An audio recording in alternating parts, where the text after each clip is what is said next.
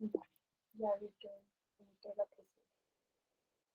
Bueno, pues vamos a dar inicio a las sesiones que nos van a ocupar hoy y mañana relacionadas con el voto en prisión. Yo no sé si tenía el micrófono abierto porque debía estar en la inauguración de otro curso, pero pues si lo tenía abierto, que no sé si lo dejé, les pido perdón porque entonces tuvieron que escuchar la inauguración del otro curso.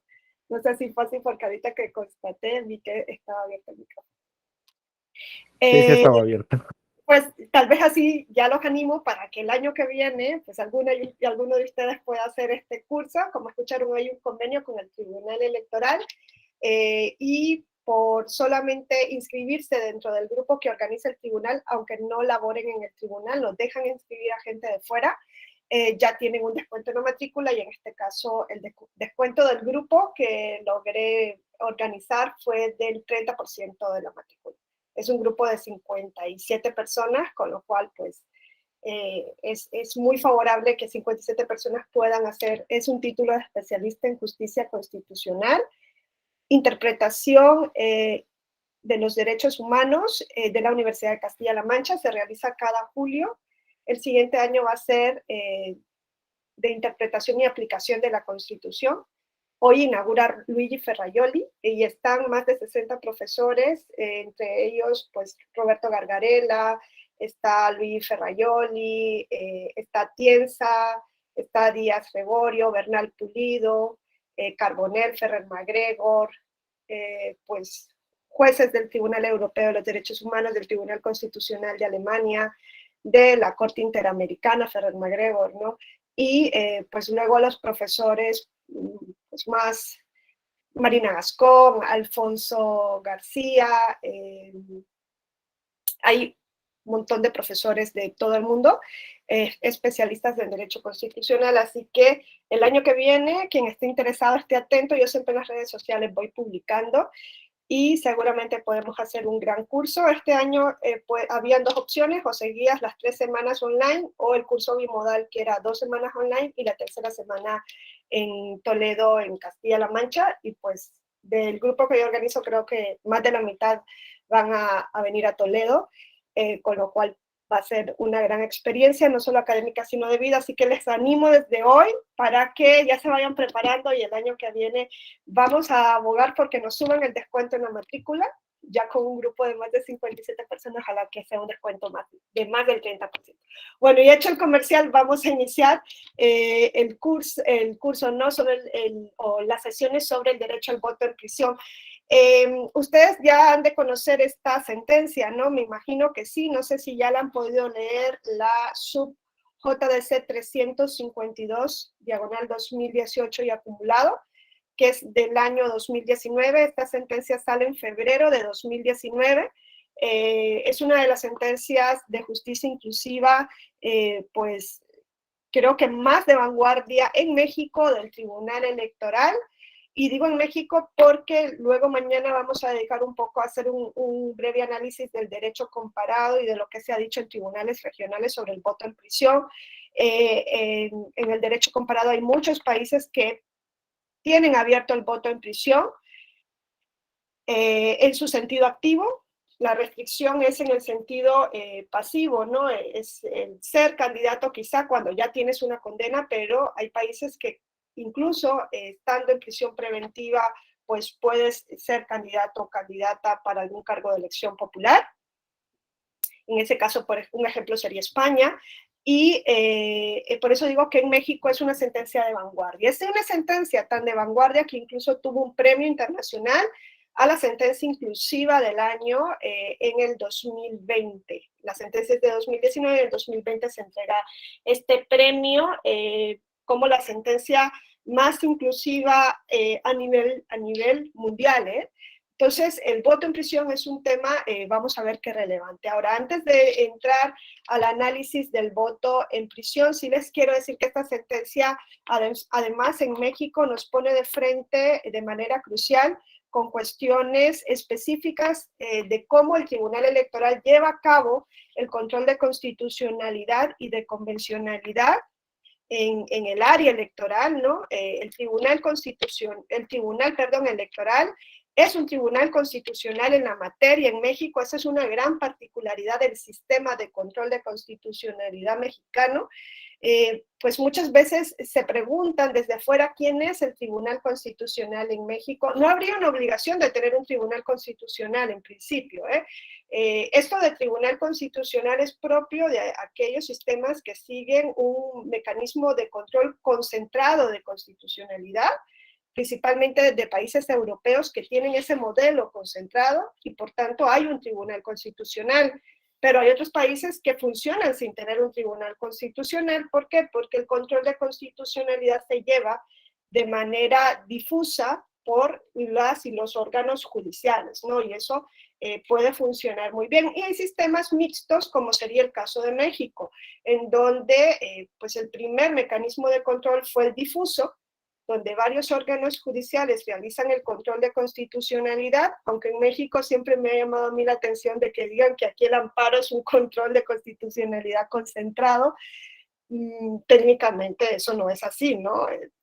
Cuando uno estudia los modelos sabe que el amparo no es concentrado porque son varios órganos los que llevan a cabo esta función. Es un sistema bastante particular lo del amparo porque surge del control difuso de los Estados Unidos de América, pero luego tiene pues algunas particularidades, ¿no? Sabemos que aquí se inicia con una demanda y en Estados Unidos el control surge por excepción dentro de un juicio principal, ¿no? Y aquí hay un mecanismo específico para defender derechos humanos, que es el amparo de creación mexicana, y en Estados Unidos no existe ninguna figura similar, ¿no? Entonces, en México, lo primero que existe es el modelo difuso y luego se va avanzando en la década de los 90 del siglo pasado en esa construcción de la Suprema Corte como un tribunal constitucional y se introducen mecanismos propios del control concentrado, entre ellos la acción de inconstitucionalidad, ¿no? Que es un mecanismo, el mecanismo estrella del control de constitucionalidad europeo. Y entonces así en México se empieza a construir un sistema mixto. Y ya luego, a finales de la década de los 90, vamos a ver que se le reconoce al Tribunal Electoral la facultad de control para el caso concreto. Entonces ya se introduce una cuestión que hace más particular el sistema de control de constitucionalidad mexicano, y es que al lado de la Suprema Corte está un tribunal electoral que forma parte del Poder Judicial de la Federación, que también realiza el control de constitucionalidad de normas en caso concreto. Claro, está al lado porque las decisiones del Tribunal Electoral no pueden ser revisadas por la Suprema Corte. Entonces, es un tribunal constitucional en la materia electoral. Ahora, eso en México también rompió un hito.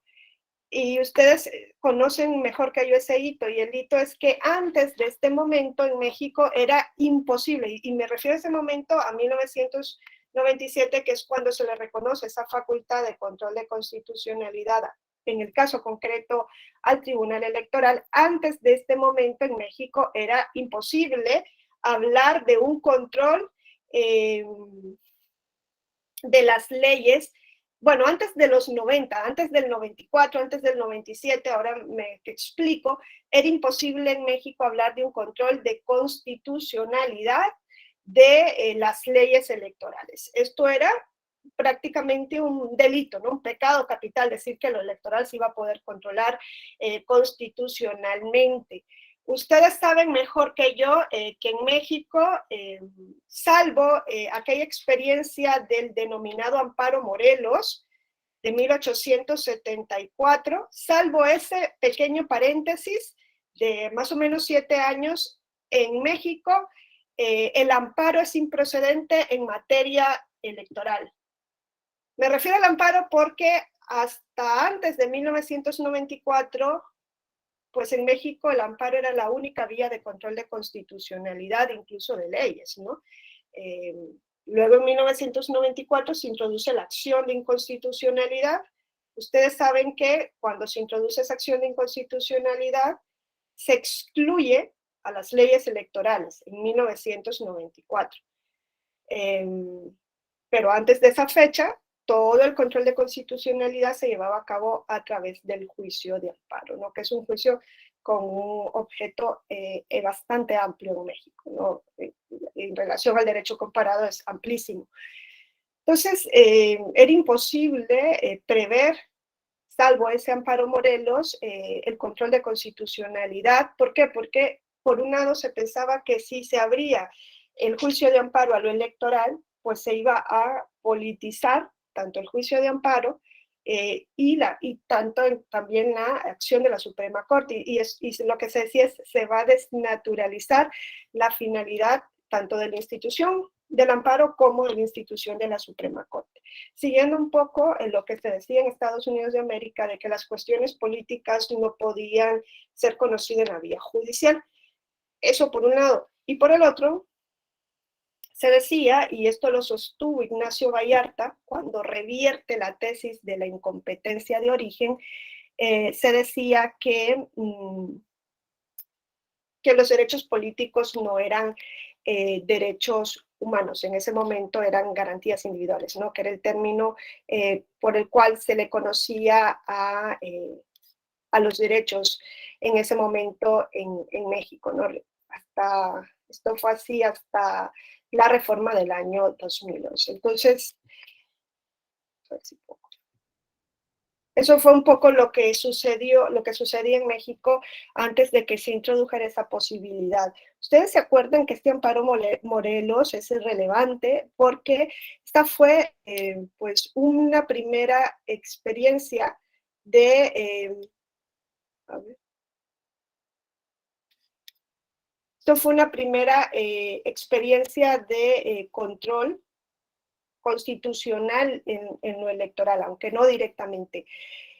¿De qué se trataba el caso del amparo Morelos de 1874? A ver, les digo, ustedes saben que el amparo ya existía, ¿no? El amparo existe desde 1841 y a nivel federal desde el Acta Constitutiva y de Reforma del 47. Entonces, ya para 1874 el amparo funcionaba principalmente ante la Suprema Corte de Justicia de la Nación. Habían jueces de distrito, estaba la Suprema Corte de Justicia de la Nación, pero casi todo llegaba al alto tribunal, no habían tribunales colegiados de circuito en ese momento, ¿no? Entonces, se emite una ley de presupuesto para el estado de Morelos de 1873. Y un grupo de hacendados españoles principalmente sienten que esta ley le va a vulnerar sus derechos porque les imponía una grabación más alta para el año de 1874. ¿No se ve la presentación? ¿Nadie la ve? Ok, pero yo sí la estoy presentando. Quiero ver, volver a ponerla. Me dicen ahorita si se ve.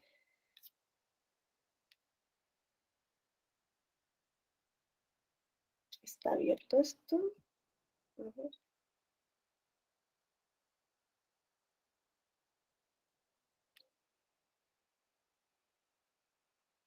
¿Ahora? ¿La ven? Aún no, profesora. Pero qué raro porque yo No, sí la estoy presentando. Cristian, ¿sabes a qué se debe que no la vean? ¿Tienes dos pantallas abiertas o solamente una? Eh, Para que veas qué pantalla estás compartiendo. mm, no, pues solamente tengo una ventana. Eso, ¿no? Ajá. A ver, porque a mí sí me parece presentando. Estás mostrando tu pantalla, dice. ¿Y no la ven? No se ve nada más en negro. No entiendo. ¿Y aquí se puede ver? ¿Ni ahora? Tenías una conferencia abierta, ¿verdad? No, pero ya la cerré. Ajá. Y era en Google Meet. En Google Meet, sí, creo que se llama así, ¿no? Sí, sí, sí, No sé, ¿me salgo y vuelvo a entrar? sí. Sí. Ok.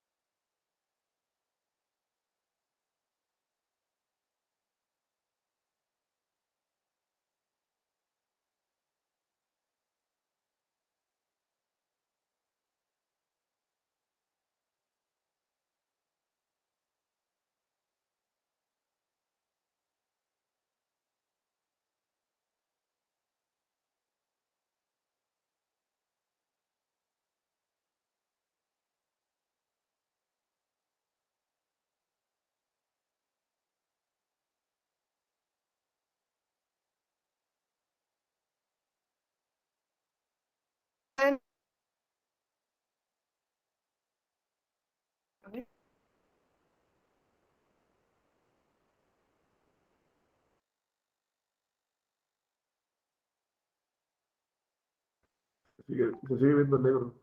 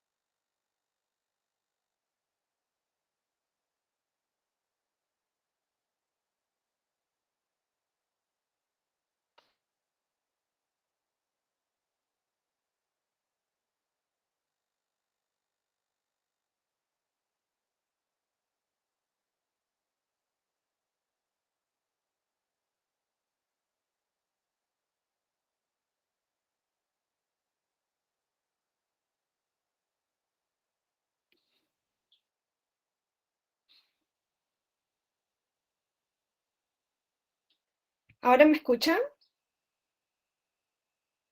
¿Me escuchan? Sí, Perfecto. sí, sí, sí. Sí. Bueno, vamos a irnos sin presentación, se las hago llegar junto con las sesiones pasadas y a ver si mañana pues se puede superar el problema que me impida, no sé si es el ordenador o qué pasa, pues que no se ve la presentación, pero así no perdemos más tiempo. Bueno, entonces le decía que ese amparo Morelos de 1874 fue relevante en ese sentido. Un grupo de hacendados pues españoles se amparaban frente a una ley que les iba a hacer gravosa porque les, entre otras cosas, les aumentaba, ¿no?, el régimen. Entonces, le llevan un argumento innovador a la Suprema Corte de Justicia de la Nación y le dicen que esa ley vulneraba el entonces artículo 16 de la Constitución de 1857, que establecía que nadie podía ser molestado en su persona, en su domicilio, en sus bienes, si no era por un mandato escrito dictado por autoridad competente. Ese es el artículo constitucional que consideraban vulnerado por esta ley que se había emitido por el Congreso de Morelos. y le decían a la Suprema Corte que pues no había sido competente para dictar la ley ni el Congreso de Morelos ni el gobernador de ese momento, que era el general Francisco Leiva, el gobernador de Morelos. ¿Por qué? Porque tanto el Congreso no había cumplido con el quórum mínimo establecido en la Constitución local, cuanto el Ejecutivo, el titular del Ejecutivo local, era autoridad incompetente porque se había reelecto en contra de una prohibición de no reelección establecida en la Constitución.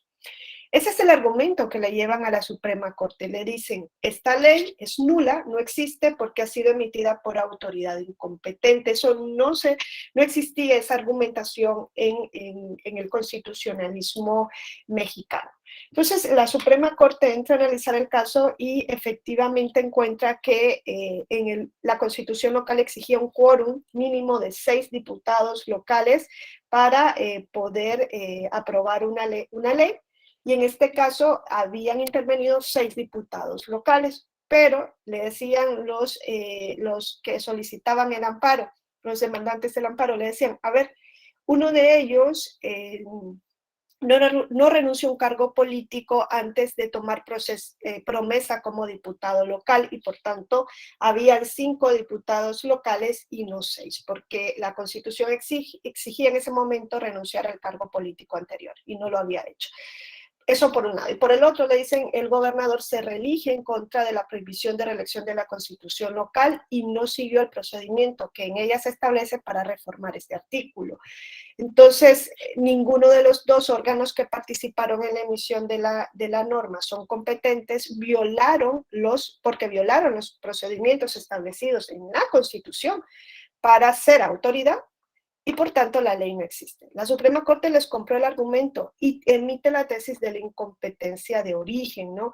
¿Y qué es lo que dice esa tesis? Pues que un acto emanado de una autoridad que es incompetente de origen no existe, y por tanto abrió la puerta para que la Suprema Corte entrara a analizar amparos en los cuales lo que se iba a estudiar era si la autoridad que emitió un acto era o no competente de origen. Eso le permitía a la Suprema Corte entonces entrar a analizar cualquier tipo de elección. ¿Por qué? Porque para ver si la autoridad era competente de origen y si esa autoridad electa tenía que ver si en esa elección se había cumplido con lo establecido en la normativa. Le abría la puerta de par en par para entrar a analizar lo electoral. Esto fue aprobado por mayoría de ministros. Habían 2 grupos en la Suprema Corte. El otro grupo de ministros no estaba de acuerdo con esta decisión. Esta decisión fue auspiciada, si lo podemos decir así, por el ministro Iglesias, que era en ese momento el presidente de la Suprema Corte, y el otro grupo tenía como líder a Ignacio Vallarta, que decía, no, es que lo político no puede conocerse por la vía judicial. Y él sostenía, entre otros criterios, los que ya les dije, ¿no? Los derechos políticos no son derechos humanos. Y ya les digo que esto fue revertido, este amparo, esta tesis que surge del amparo Morelos, que es la tesis de incompetencia de origen, fue revertido en una tesis del amparo donde de 1881, cuando ya Ignacio Vallarta es presidente de la Suprema Corte, pues impone el criterio de que los derechos políticos no son garantías individuales y no podían dar lugar al amparo. Y por tanto, con Ignacio Vallarta, a partir del amparo donde inicia la tesis de derechos políticos, improcedencia en materia de amparo. Esto llega hasta el día de hoy, incluso después de la reforma de amparo del año 2013, el juicio de amparo sigue siendo improcedente en contra de la materia electoral, ¿no? Si ustedes revisan el artículo 61, la fracción 15ª, dice que en contra de las resoluciones o declaraciones de las autoridades competentes en materia electoral es improcedente el juicio de amparo. Se sigue manteniendo esa exclusión, ¿no?, de lo político del amparo, pero no de la vía jurisdiccional, ¿no? Porque hoy sabemos que existen entonces otros mecanismos. Es más, algunos magistrados de sala superior dan gracias a la divinidad de que lo electoral no se conozca a través de la vía de amparo, porque pues quienes litigan amparo saben que es excesivamente formalista y para lo electoral o para esta línea de justicia inclusiva que se ha venido trabajando, quizá sus efectos serían mucho más encorsetados, no digo mucho más, muy encorsetados, porque hoy día vamos a ver que las decisiones de justicia inclusiva en lo electoral no son para nada encorsetadas. Creo que me preguntan si los derechos, los derechos políticos son fundamentales. A ver, el término de fundamentales es bastante discutible. Si lo vemos como un término de que son los derechos humanos constitucionalizados, claro, desde luego los derechos políticos son derechos fundamentales. Pero bueno, no nos podemos entrar aquí a discutir porque esto meritaría una charla específica qué son o qué entendemos por derechos fundamentales. Son derechos humanos los derechos políticos, desde luego. Ahora, ¿por qué se entendía en ese momento o por qué Ignacio Vallarta sostenía esa tesis en México? No es que Ignacio Vallarta pues, era el único que estaba en esa postura, ¿no? Es que esto fue considerado así durante mucho tiempo en el mundo, ¿no? Que los derechos políticos no eran derechos humanos porque son de titularidad restringida, ¿no? Yo siempre les digo que pues es que así surgen los derechos políticos y siguen siendo a día de hoy de titularidad restringida, pero esto no excluye que sean derechos humanos. Lo que pasa es que nuestro concepto, ¿no?, de derechos humanos como derechos universales es un concepto muy idealizado. O sea, creemos que realmente los derechos humanos de corte occidental son universales, pero desde luego ahí nos encontramos una primera barrera, son de corte occidental. Pretender que puedan ser universales, ahí se encuentra ya con un primer trastoque, ¿no? ¿Por qué? Porque hay otras culturas que no comparten el mismo sistema de valores que Occidente. Entonces, quizá tendríamos que encontrar valores en común para poder hablar de una universalidad de los derechos. De caso contrario, lo que estamos haciendo es imponer desde nuestra visión, nuestro concepto de derechos a otra cultura, ¿no? Y en México siempre, bueno, no siempre, en los últimos años se ha venido propugnando por el respeto, por ejemplo, de los pueblos y comunidades indígenas.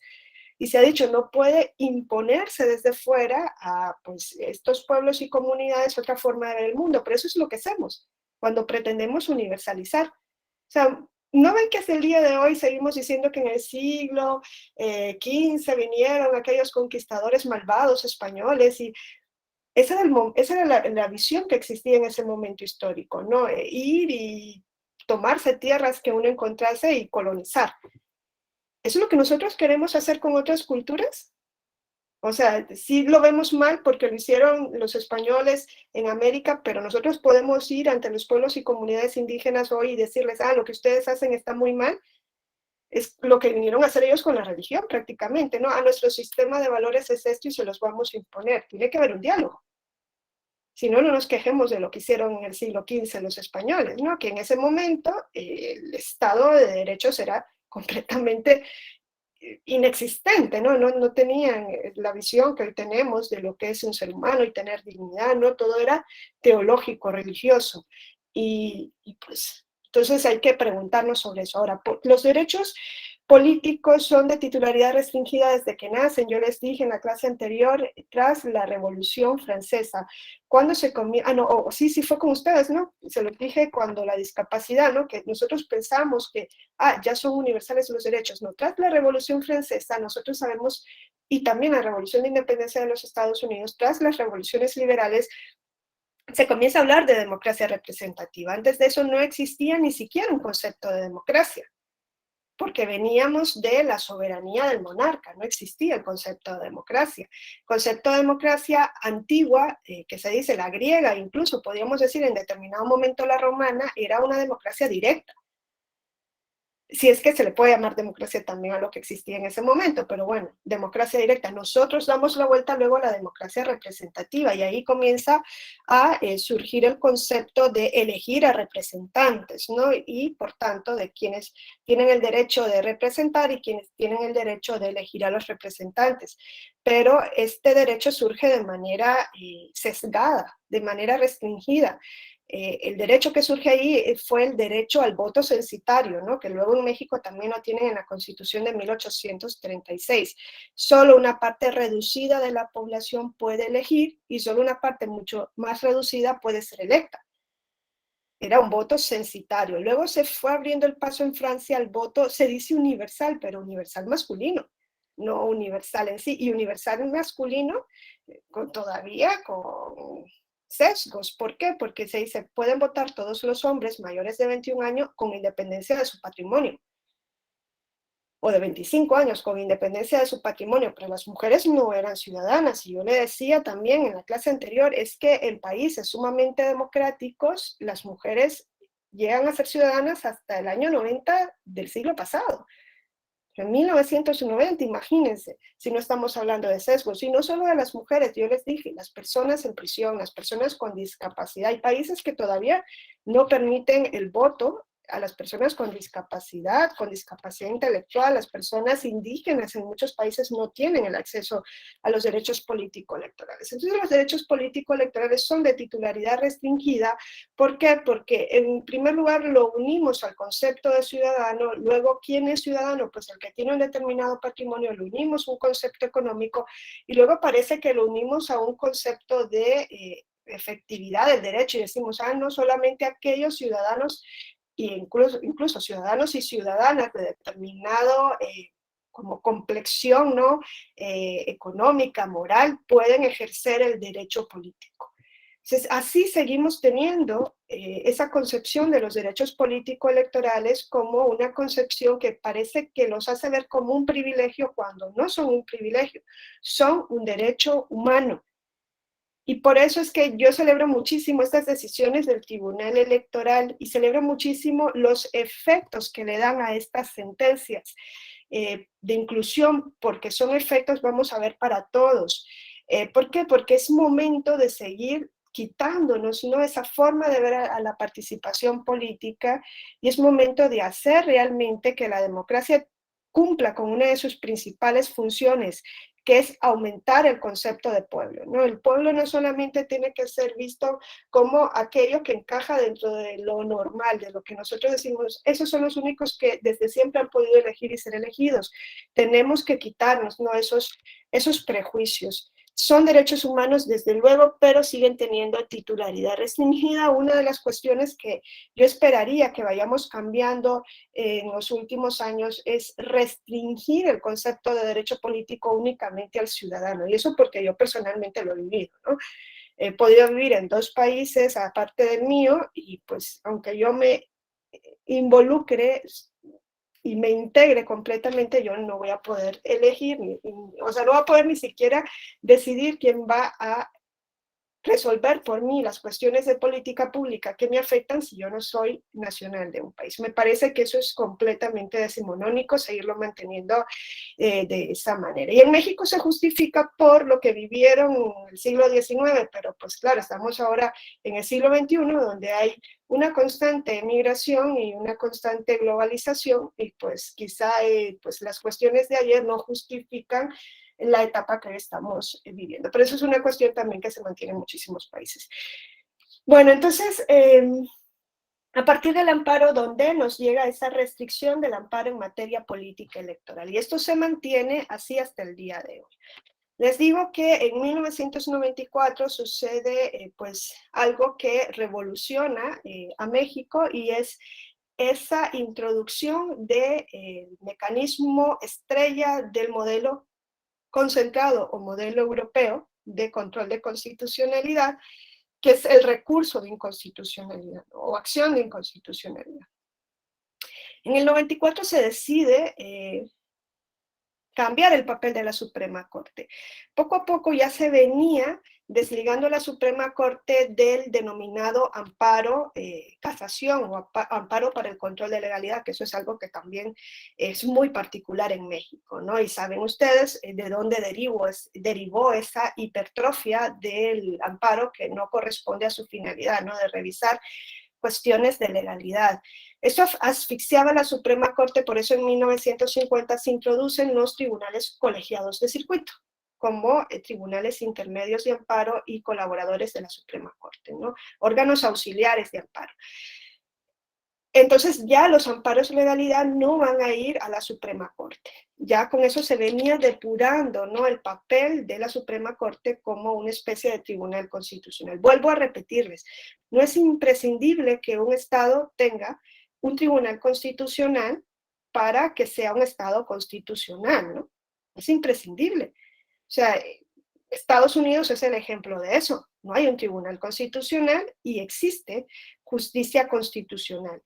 Lo que no existe en Estados Unidos es jurisdicción constitucional. La jurisdicción puede existir o no, lo importante es que exista justicia constitucional.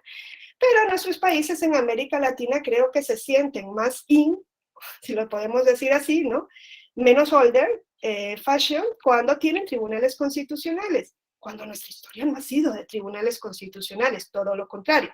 Nosotros, cuando empezamos a tener justicia constitucional, fue siguiendo el modelo de Estados Unidos. Ah, pero en Europa existen tribunales constitucionales, entonces parece que nosotros debemos tener tribunales constitucionales. Tener un tribunal constitucional solo por tenerlo tampoco mejora nada. Entonces, no solo ha pasado en México, sino en casi todos los países de la región se han ido introduciendo esos tribunales. Fíjense en otros países como, por ejemplo, en Perú, existe una Suprema Corte o un Tribunal Supremo y al lado un Tribunal Constitucional. Como en España, ¿no? En España, que es un modelo concentrado, existe el Tribunal Supremo y un Tribunal Constitucional. Luego se matan entre ellos a ver cuál es el realmente supremo. En México, ¿qué se dijo? En México se dijo, la Suprema Corte va a ser el Tribunal Constitucional.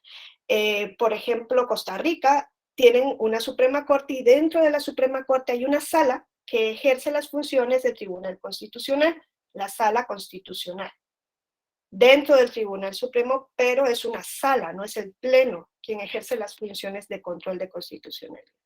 En México es el Tribunal Supremo. Bueno, eso es lo que se ha venido construyendo. Con la acción de inconstitucionalidad de 1994 ya queda evidente esa construcción. ¿Pero qué se dijo en el 94? Esa acción, ¿se acuerdan qué se dijo en el 94? Esa acción es improcedente en materia electoral. En 1994 la acción de inconstitucionalidad no podía ser procedente contra leyes electorales. Seguía esa percepción, ¿no?, o esa decisión de que lo político no podía ir a lo judicial. O sea, el amparo es improcedente, pero también iba a ser improcedente la acción de inconstitucionalidad. ¿Se acuerdan en qué fecha cambia esto? Y se hace, porque ustedes saben que hoy día es procedente la acción frente a las leyes electorales.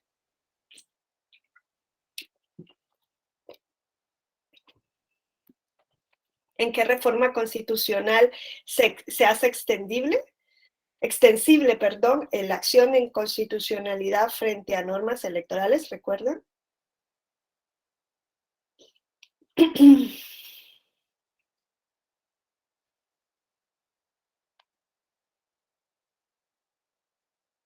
Es en la reforma constitucional del 96. En 1994 se introduce la acción de inconstitucionalidad. Se dice no procede frente a leyes electorales. En 1996 sucede una reforma constitucional muy importante en México. ¿Por qué? Porque por un lado se introduce al Tribunal Electoral como parte del Poder Judicial de la Federación. Del 90 al 96 funcionó el denominado TRIFE, que era un Tribunal Federal Electoral, pero no pertenecía al Poder Judicial de la Federación. Solo podía hacer control de legalidad, no podía hacer control de constitucionalidad. Hoy día le siguen denominando TRIFE, hasta incluso en España me dicen, Wendy, del TRIFE. Yo digo, no existe el TRIFE, pero claro, es mucho más fácil decir TRIFE que Tribunal Electoral del Poder Judicial de la Federación. Que acá hay que coger hasta aire para decir, trabajo en la Escuela Judicial Electoral del Tribunal Electoral del Poder. O sea, me ahogo, digo. Claro, es mucho más coloquial TRIFE. En el 96 se introduce el Tribunal Electoral y además de esto se extiende la acción de inconstitucionalidad a leyes electorales, ¿no? Esa es la otra cuestión trascendental de esta reforma ¿Qué significa eso? Que a partir del 96 la Suprema Corte de Justicia va a poder controlar leyes electorales a través de la acción de inconstitucionalidad. Claro, ustedes saben que para interponer una acción de inconstitucionalidad, el 105 de la Constitución en su fracción segunda les dan los requisitos concretos, ¿no? Solamente los sujetos que están ahí señalados pueden interponer la acción de inconstitucionalidad, no es una acción popular, no puede ir un ciudadano o una ciudadana a interponer una acción de inconstitucionalidad, como que la acción o recurso que se llama aquí en Europa de inconstitucionalidad es como un recurso que se le da a las minorías parlamentarias para que puedan atacar leyes aprobadas por mayorías parlamentarias. Así surge la acción de inconstitucionalidad. Luego se ha venido ampliando para que lo pueda interponer, por ejemplo, que realice las acciones de ombudsman, y eso en México es así, lo puede interponer la Comisión de Derechos Humanos, la Comisión Nacional, ¿no? A nivel federal, y las locales a nivel local. Se amplió también para el INAI, pues se amplió a los partidos políticos federales y locales, dependiendo de qué ley estemos impugnando, si es federal o local. Y se amplía también al titular del Ejecutivo en México, ¿no? Aquí también en Europa, pues en muchos países se permite que el titular del Ejecutivo también pueda promover acción de inconstitucionalidad. ¿Qué se dice en 1996 sobre el control de constitucionalidad llevado a cabo por el Tribunal Electoral? Se dice, el tribunal puede controlar actos y resoluciones, controlar la constitucionalidad de actos y resoluciones electorales. Pero no se dice nada, la Constitución en su versión del artículo 99 de 1996 no dice si el Tribunal Electoral va a poder controlar leyes electorales también. La Constitución en ese momento decía la Suprema Corte a través de la acción de inconstitucionalidad. Es más, vayan al 105 fracción segunda de la Constitución y van a ver que sigue diciendo, y ahí hay una errata en la Constitución, esta es la única vía para controlar la constitucionalidad de las leyes. Lo sigue diciendo hoy en día y no es la única vía. Está hoy la vía del Tribunal Electoral. Pero es que eso yo creo que se mantiene desde 1996 y no se han dado cuenta que hay que modificarlo porque no es así, no es la única vía. Entonces, en 1996 sí era la única vía.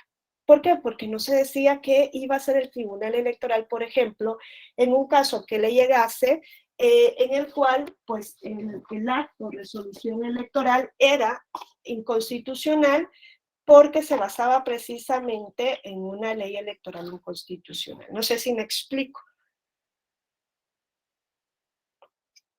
¿Sí les queda claro lo que les estoy diciendo hasta el momento? Díganme, por favor, porque si no yo sigo.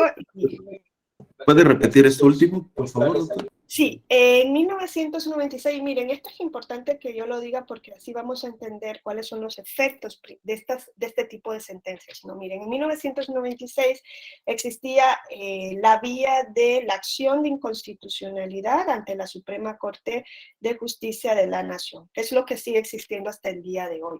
Yo les digo que entre 1994 y 1996 esa vía no existía en materia electoral, es decir, nadie podía impugnar una ley electoral por vía de acción de inconstitucionalidad. Porque cuando se interpone la acción o cuando comienza, ¿no?, a reconocerse la acción en 1994 en esa reforma, se dice, se excluye la ley, se excluye lo electoral. Fíjense hasta dónde llegaba esa tendencia de que lo electoral no puede llegar a lo judicial. Dice, se pueden controlar todas las leyes menos las electorales. En el 96, en la reforma constitucional del 96, se cambia esto y se dice, ok, ya se pueden controlar las leyes electorales por acción de inconstitucionalidad, de competencia exclusiva y excluyente hasta el día de hoy de la Suprema Corte de Justicia de la Nación. En el 96 también se incorpora el Tribunal Electoral al Poder Judicial de la Federación. Ya no va a ser TRIFE, va a ser Tribunal Electoral del Poder Judicial de la Federación. Tiene una serie de competencias, ¿no? Ya existían muchos de los procesos que hoy conocemos. Pero lo que no queda claro en esa reforma es qué iba a pasar con el control de constitucionalidad de las leyes en el caso concreto. Se dice el Tribunal Electoral, fíjense, si ustedes buscan el artículo 99 en su versión de 1996, van a ver que dice que el tribunal podía controlar actos y controlar la constitucionalidad de actos y resoluciones electorales. No dice de leyes electorales, actos y resoluciones en el caso concreto. Pero ¿qué pasaba cuando lo que llegaba al tribunal para impugnarse ante el Tribunal Electoral era una resolución electoral inconstitucional por basarse en la aplicación de una ley electoral inconstitucional? ¿Iba a poder el tribunal pronunciarse sobre la resolución y además sobre la ley que le había servido de fundamento o no? Esa es la gran duda que deja la reforma de 1996. Y aquí hago otro paréntesis. Nosotros sabemos que los efectos de una decisión de la Suprema Corte en materia de inconstitucionalidad, en acción de inconstitucionalidad, son distintos a los efectos de una sentencia, por ejemplo, de amparo. Por eso yo les digo, no es control concentrado el amparo, es el que control, porque solo lo realiza el Poder Judicial de la Federación. Eso no, es que el Poder Judicial no es de la Federación no es un órgano. Eso es propio del Estado federal, pero eso no es control concentrado. Y aquí pues tendríamos que ver cuáles son los modelos de control que existen. Este es un paréntesis para que veamos por qué era importante que el Tribunal Electoral supiera qué hacer cuando lo que se impugnaba era una resolución electoral por basarse en una ley electoral inconstitucional. ¿Por qué era importante? A ver, hay dos modelos de control de constitucionalidad.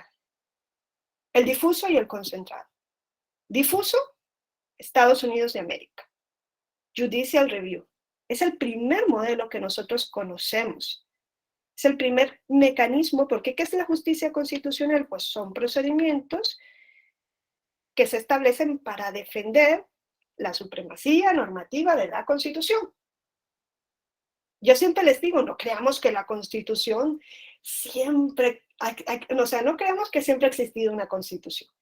No creamos que las constituciones siempre han sido la norma suprema, ni mucho menos que ha existido un mecanismo para defender esa supremacía, no. Las constituciones surgen después de las revoluciones liberales, ¿no? Finales del siglo XVIII, después de la Revolución Francesa y la Revolución de Independencia de las 13 colonias que luego forman los Estados Unidos de América. Ahí comienza a surgir el término constitución, como nosotros lo entendemos hoy día. Claro, hay que ver qué entendemos por constitución. A mi juicio, una constitución es el último intento que ha hecho la civilización por limitar el ejercicio del poder a través de separarlo y a través de reconocer en un primer momento derechos de corte liberal que era decirle al poder, oye, tú aquí no te puedes meter. Yo tengo libertad de expresión y tú te abstienes. Así surgen los primeros derechos. Es un mecanismo de límite al ejercicio del poder. Eso tiene que seguir siendo una constitución, ¿no? Hoy día hablamos de constitución, pero en muchos países la constitución y un papel que yo pueda tener y rayar y hacer como esto es igual, no vale nada, pero tienen constitución de nombre. Pero realmente, ¿para qué tiene que haber una constitución o para qué existe? Es para limitar el ejercicio del poder. Comienzan a existir constituciones en Europa y en América. ¿Cuál es la constitución escrita más antigua de la civilización? A ver quién me lo dice.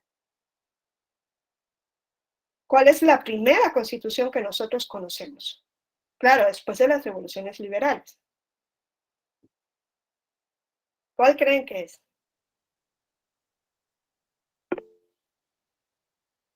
Gustavo, no, la mexicana, ojalá. La mexicana de 1917 no puede ser la más antigua porque ustedes tuvieron una desde 1824. Quiere decir que desde 1824 pues ya habían constitución. ¿Saben cuál es la más antigua? 1787, Estados Unidos de América. ¿Qué hacen los colonos ingleses, cuando hacen la revolución de independencia, ¿qué es lo primero que hacen? Dar una constitución. Eso es lo primero que hacen. Van a crear un nuevo estado y dicen, hay que emitir una constitución. Y antes de la federal ya existían constituciones. Virginia tenía constitución, por ejemplo. O sea, ya existían. Cada estado ya tenía una constitución. Las constituciones, la constitución escrita más antigua es la de Estados Unidos de 1787. Y como dice Jonathan, ¿cuáles siguen? La francesa de 1791, también tras la Revolución Francesa, que fue en 1789. Entonces, si ponemos una cronología, Estados Unidos de América, 1787, la Revolución fue de 1776, 1787, Federación. Ustedes saben que antes existió una confederación. Se dice que hubo una constitución de la confederación, esa ya nunca la he estudiado a raíz, esa profundidad. Luego tenemos la Constitución de 1787. Ahí existe unanimidad de que es la primera constitución escrita que conocemos. Luego de eso, la otra constitución sería la Constitución de 1791 de Francia.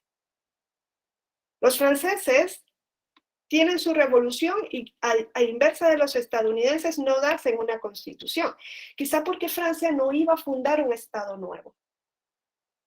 Quizá porque Francia no iba a fundar un estado nuevo, no sintieron esa necesidad, ¿no? Lo que iban era cambiar completamente su estado, de una monarquía absoluta a una monarquía limitada, ¿no? Entonces, a lo que voy es que Estados Unidos, desde 1787, si ustedes se van a ver la Constitución de Estados Unidos, que son 7 artículos y 28 enmiendas, esa es la Constitución y sigue siendo. O sea, esos 7 artículos son de 1787, es increíble. Yo la verdad es que me maravillo de ver eso.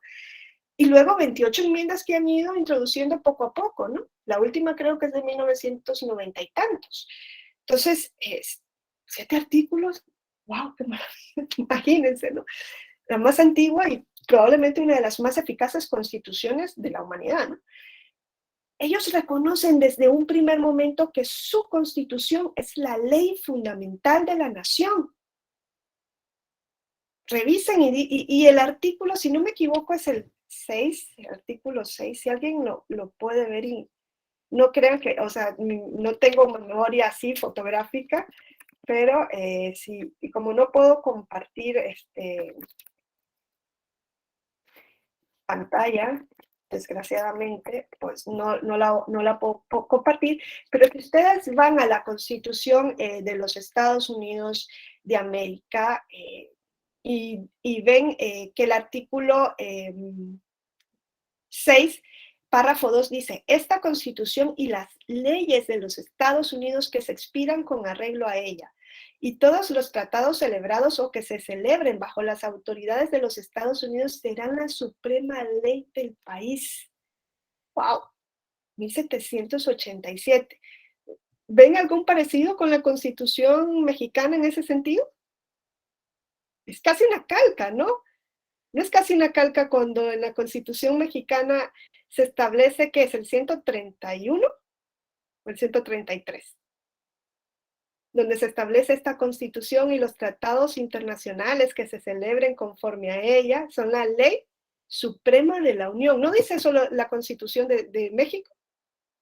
Pues quien lo dijo eso primero fue el artículo, el 6, párrafo segundo de la Constitución de los Estados Unidos de América de 1787. Quiere decir que los estadounidenses fueron los primeros que dijeron que la Constitución era ley suprema.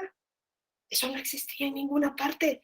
En ninguna parte existía la posibilidad de que una norma estuviera por encima de la ley parlamentaria. X. En Europa, X. Y los estadounidenses, por razones históricas, pusieron a la Constitución por encima del Parlamento. Porque como lo dice Gaby, la Constitución de los Estados Unidos comienza diciendo, we the people. Nosotros el pueblo. ¿Quién está dando la Constitución? No es el Parlamento. es el pueblo de los Estados Unidos. Es más, de ahí surge también como el grano, la semilla, el germen de lo que va a ser el poder constituyente creador de la Constitución. ¿Quién es el poder constituyente? El pueblo, el soberano. No es el parlamento, es el pueblo el que se da una constitución. Y en Estados Unidos queda evidente porque ese pueblo está creando un nuevo estado que no existía antes. Bueno, yo que ya me estoy apasionando con el constitucionalismo, pero es así, o sea, lo vemos y es grandioso. Estados Unidos es el primero que nos habla de constitución. Lo que no nos dice la constitución es cómo se va a defender esa supremacía de la norma constitucional, principalmente frente al Parlamento. Porque si la constitución va a estar por encima de la ley, ¿quién me dice a mí que el legislador no dicta una ley que diga algo contrario a la constitución? ¿Cómo vas a evitar que eso suceda? Eso no lo dice la Constitución de 1787. ¿Cómo controlas al Parlamento principalmente? ¿No? Que es el que puede emitir leyes contrarias a la Constitución.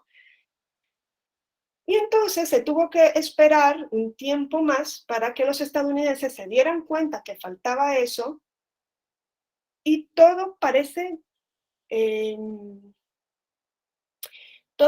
reconocer que la primera vez que se consolida el criterio de que hay que establecer un mecanismo principalmente frente al legislador federal es en Marbury versus Madison. La sentencia del caso Marbury versus Madison.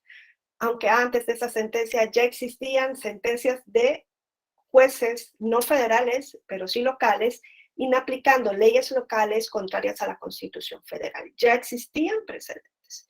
Marbury versus Madison lo que hace es decir, frente al legislador federal también está la Constitución.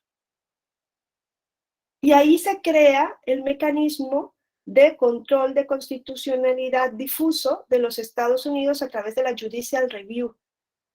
¿Quién defiende la Constitución en los Estados Unidos? ¿Qué órgano? En la Judicial Review de los Estados Unidos. ¿Quién realiza ese control de la ley parlamentaria? ¿No es la Corte? Hola, Gaby. No. Judicial Review, todos los órganos judiciales. En el caso que estén conociendo, todos, no solo la Suprema Corte, todos. En un caso concreto, las partes le pueden decir al órgano judicial, esa ley con la que vas a resolver este caso es contraria a la Constitución. Oye, no se está discutiendo ahorita la sentencia del aborto. ¿De cuándo era? De los 70, ¿no? De los Estados Unidos. No se está discutiendo ahorita no acaba de salir esta sentencia que dice el criterio establecido por la Suprema Corte en 1970 hoy ya no es aplicable, pero no solo porque la Suprema Corte es la única que lo haga, no, sino porque ese caso llegó a la Suprema Corte. No todos llegan, recuerden que no todos los casos llegan a la Suprema Corte, ¿no? Hay unos casos que se quedan pues ante los tribunales intermedios. Entonces, en Estados Unidos son todos los órganos judiciales, todos en el caso concreto. Lo que pasa es que se conoce o se hace este control por vía de excepción, se abre un incidente dentro del caso concreto, se decide si la norma impugnada es o no contraria a la Constitución, y qué pasa si esa es la Judicial Review, por eso es control difuso, varios órganos. ¿Cuál es el efecto de una declaración de inconstitucionalidad en los Estados Unidos? ¿Qué pasa si un órgano judicial en ese incidente dice efectivamente esta norma es contraria a la Constitución? ¿Cuál es el efecto? A ver si alguien me lo dice.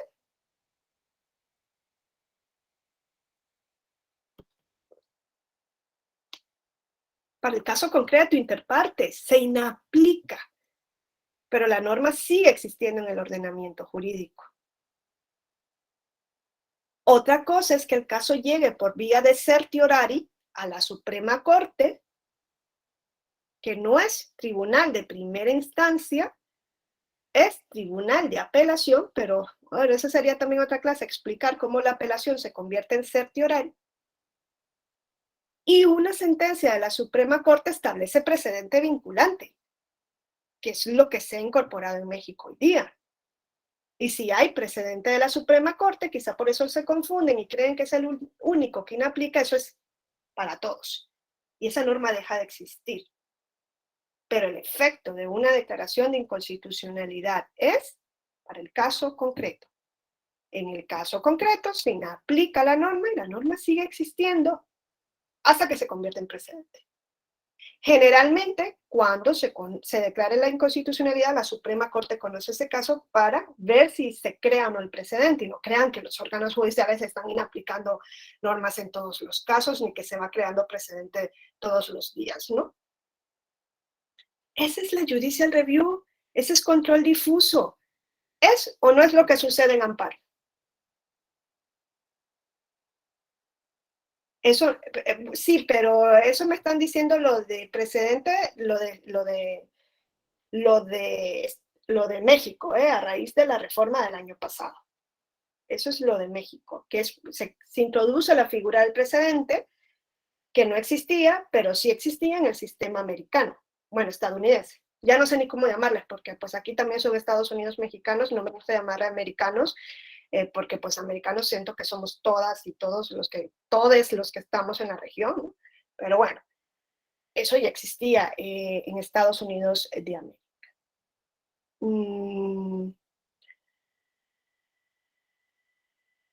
Entonces, eso no es lo que sucede en amparo. Sí, Gaby.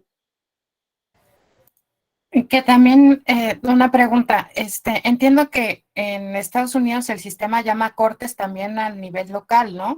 O sea, la Suprema Corte es, digamos, el máximo órgano, ¿no? Pero el Judicial Review se empieza a hacer desde las cortes inferiores, ¿no? Sí, pero esa es para su constitución local. Ok. Que es quizá lo que en México no vemos, ¿no? Que hayan tribunales constitucionales, por ejemplo, de la Ciudad de México. ¿Hay algún caso de, si alguien, no sé si en su estado, creo que en Coahuila y no sé si era en Veracruz, no sé, hay tribunales como constitucionales o algo así, pero en México, aunque es un estado federal y cada estado tiene su constitución, no tienen ese control constitucional local. Hay otros países, y un caso federal, ¿no? Alemania tiene tribunales constitucionales en cada estado federado para defender su constitución. Claro, sabiendo que su constitución tiene que ajustarse a la federal, porque el federalismo es a partir de un vértice, la constitución federal. Pero también defienden su constitución local del parlamento local, y para eso existe un tribunal constitucional local. No sé si eso en Estados Unidos, como no hay tribunal constitucional, es que en Estados Unidos no existe eso es europeo. En Estados Unidos es control judicial. No dicen el gobierno de los jueces, porque son los que tienen el poder de decirle al legislador, oye, tu ley X. Esa es como la idea de Estados Unidos. El juez controla al legislador. ¿Por qué? Eso tendríamos que estudiarlo históricamente, porque para los colonos el déspota era el parlamento, no el monarca, porque aquí no hubo monarca. Bueno, en Estados Unidos no hubo monarca. Yo no sé ni dónde estoy. En Estados Unidos no hubo monarca. Jaime, sí. Sí, maestro, eso es lo que le llaman control judicial duro por parte del sistema estadounidense. Haz de cuenta o sea, que sí interviene en la aplicación de la ley. O sea, haciendo un estudio de derecho comparado, he escuchado que en otros sistemas democráticos, como es en Inglaterra el parlamento es el órgano máximo. O sea, tienen su Suprema Corte, pero no importa lo de la Suprema Corte, no es vinculante. Si el parlamento decide aplicar, o sea, hacer una ley de esta forma, no tanto, no tanto. Es que Inglaterra sería un caso aparte. ¿Por qué? Porque ellos lo que no tienen es una constitución escrita, condensada como una norma. Ustedes van a Inglaterra, no van a encontrar que existe un texto que se llama constitución. Pero sí tienen, es que no es que tienen, ellos nos dieron la idea de lo que es una constitución. Las constituciones no existirían si los ingleses no hubiesen trabajado esas ideas. ¿De dónde viene la idea de que debe existir una ley suprema fundamental de Inglaterra? Ellos decían que su ley suprema fundamental era la protección de la propiedad y la protección de la vida. Desde el siglo XIII. Inglaterra nos da esas bases. Los ingleses nos dan muchísimo para el constitucionalismo. Entonces, si bien es cierto, en Inglaterra no hay una norma escrita que se llame constitución, sí hay una constitución, no escrita, sí hay principios, sí hay valores, sí hay un common law, si hay costumbres judiciales, si hay decisiones judiciales, si hay normas, incluso parlamentarias, que están dentro del concepto de constitución. El Parlamento no puede venir a hacer lo que quiera. O sea, mañana el Parlamento no se puede levantar en Inglaterra y decir muerte a todos los que tengan menos de 18 años. Hay derechos fundamentales. Una ley no puede violar esos derechos. Hay separación de poderes. O sea, un Parlamento mañana no puede hacer algo que le corresponde hacer a la monarquía, porque hay separación de poderes. No, el Parlamento no es ilimitado, ¿eh? Claro que hay constitución, pero es un concepto diferente al que nosotros conocemos. Es más, cuando nos toca analizar sobre la clase de ética y constitución, yo siempre les digo, ojo, Inglaterra tiene muchísimo más constitución que Venezuela, donde tenemos una constitución escrita, pero es esto. Es este papel y vale lo mismo que esto, que una agenda que yo tengo aquí, pero tienen una constitución escrita, por poner un ejemplo, que podría poner otros de la región, desgraciadamente. Entonces, creo que ahí es el error en el que a veces caemos de pensar que no tienen constitución y no tienen control. Claro que tienen, pero es otra forma de ver la constitución. Sí, Gaby. Que esto igual, lo que se mencionaba junto con pegado con la creación del Parlamento en el siglo XIII, ¿no? Precisamente en 1200 a principios, Sí, ¿no? sí, cuando se comienza. Cuando se convoca el primer Parlamento inglés y era justamente, creo, la esencia, la protección de la tierra. Exacto. De los varones, ¿no? Sí, de la tierra y de sus, bueno, de sus posesiones en sí, porque los monarcas andaban pidiendo préstamos y poniendo el pago de cosas exorbitantes porque no había una hacienda del Estado, entonces tenían que sacar el dinero de algún lado, ¿no? Sí, desde luego sí. Pero bueno, el sistema inglés para mí es fundamental conocerlo porque pues de ahí venimos. Parece mentira, pero de ahí venimos. Lo que pasa es que ellos se quedan así, common law, y nosotros evolucionamos luego, bueno, es que nosotros lo recibimos de los estadounidenses, lo inglés, pero luego también recibimos una influencia a través de la Constitución de Cádiz, ¿no? De 1802, y por eso es que aquí se nos hace un mare magnum, ¿no? Vemos lo de Estados Unidos y luego recibimos lo de la colonia. Pero bueno, lo que voy es que Estados Unidos, esto es lo que tienen, hacia grandes rasgos, su Judicial Review. Y los efectos de la Judicial Review es caso concreto. ¿Acaso no es lo mismo que pasa con el juicio de amparo? Es que el juicio de amparo nace de la Judicial Review en cuanto al procedimiento. ¿Quiénes conocen de amparo? Pues los órganos que integran al Poder Judicial de la Federación. Son varios órganos, no es uno solo. Jueces de distrito, tribunales colegiados y la Suprema Corte ahora en algunos casos. Los tribunales colegiados, ya les digo, los de circuito comienzan a existir en México desde mediados del siglo pasado. En Estados Unidos se conocen como tribunales intermedios de apelación desde el siglo XIX. Efectos son esos, por eso a mí me llama la atención que dicen que el amparo es concentrado, pero pues concentrado no del modelo concentrado, me están hablando de concentrado no como modelo, sino concentrado en el Poder Judicial de la Federación, porque no lo pueden hacer los tribunales locales. Pero si es de modelo, es difuso. No puede haber algo más difuso que el amparo. Incluso cuando declaran la inconstitucionalidad de una ley en amparo, el efecto es para el caso concreto. O puede una sentencia de amparo incluso de la Suprema Corte expulsar a la ley del ordenamiento jurídico. No, incluso cuando es de la Suprema Corte en amparo en revisión, es efecto interpartes. Otra cosa es el procedimiento de declaratoria general de inconstitucionalidad. Y otra cosa va a ser que la Suprema Corte, el Pleno, con un voto de 8 en sala, en voto de 4, digan que es precedente vinculante, pero esa es otra cosa. Y lo último acaba de interponerse, y creo que lo del precedente vinculante era indispensable en México. Porque claro, ¿qué me dices? Que dicen que una ley es contraria a la Constitución, pero la ley sigue existiendo. ¿Dónde está la seguridad jurídica? la economía procesal. ¿Qué es lo que dicen en amparo? Ah, pues ¿quieres tú la protección frente a esa ley? Ven, litiga, espérate hasta que resolvamos. Es que el código de Coahuila es inconstitucional porque prohíbe el aborto. Ah, pero tú eres mujer y, pues vete a Monterrey, tal vez ahí te lo permiten, o a Ciudad de México. Ah, pero no puedes salir porque eres una mujer que no tiene recursos económicos. Pues te quedas en Coahuila.